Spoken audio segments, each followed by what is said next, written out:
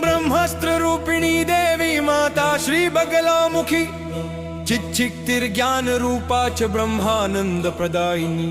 ओम महाविद्या महालक्ष्मी श्रीमत्त्रिपुर सुंदरी भुवनेशी जगन्माता पार्वती सर्वमंगला। ललिता भैरवी शांता अन्नपूर्णा कुलेश्वरी वाराही छिन्नमस्ता च तारा काली सरस्वती। जगत पूज्या महामाया कामेशी भगमालिनी। दक्षपुत्री शिवंकस्था शिवरूपा शिवप्रिया सर्वसंपत्करी देवी सर्वलोकवशंकरी। वेद विद्या महापूज्या भक्ताद्वेषी भयंकरी। स्तंभरूपा स्तंभिनी च दुष्ट स्तंभनकारिणी। भक्तप्रिया महाभोगा श्रीविद्या ललितांबिका।